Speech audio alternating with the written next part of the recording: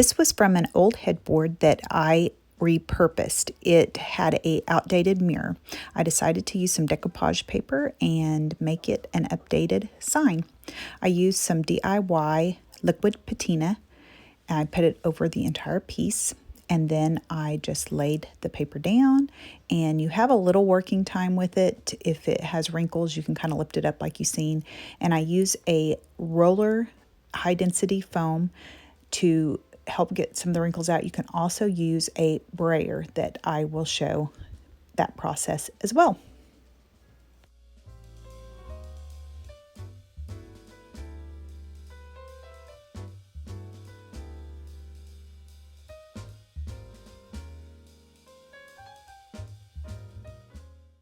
This piece was behind the mirror to hold it in, so I just used it to put my decoupage paper on, and I am taking a knife, X-Acto knife, and just using a straight edge to cut it. And I kind of tore the paper a little bit, so make sure your X-Acto knife is sharp. So now that the paper was dried on there, I put a coat of liquid Big Top onto the top and let it dry. Now, while that's finishing, I am just putting a coat of Queen Bee in the DIY paint. I just cover it all different directions, making brush strokes, and then I am using a stippling technique to make even more texture that you will see in the end pictures close up.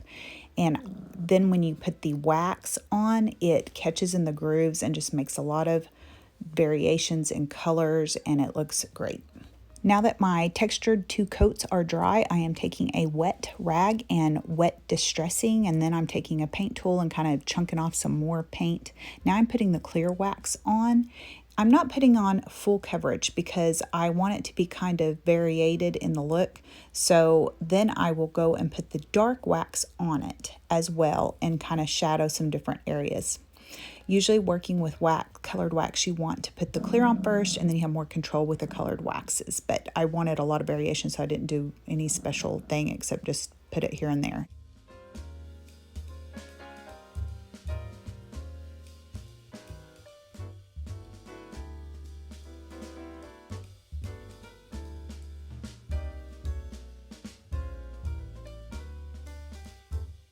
While the wax was still wet, I took my white dust and tried it. I didn't love it, so I kind of wiped most of that back. And then I used some of the dark wax, and I did like that because it just catches in the texture and the grooves that I created by stippling my paint.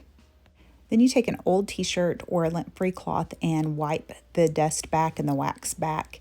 And now I'm just attaching the back. You want to make sure and kind of get it in place before you staple gun it or hot glue it or whatever you choose to use. Now that I had that done, I decided to take my fine sanding block and just go ahead and sand it back, and it brought the pop of yellow to a highlighted look and just added more to it.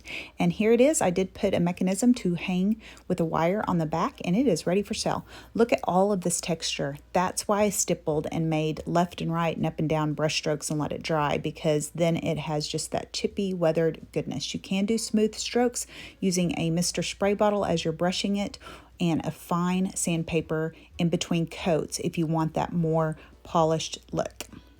Look in the description box for the links to all the products I use. I post once a week. Please check it out.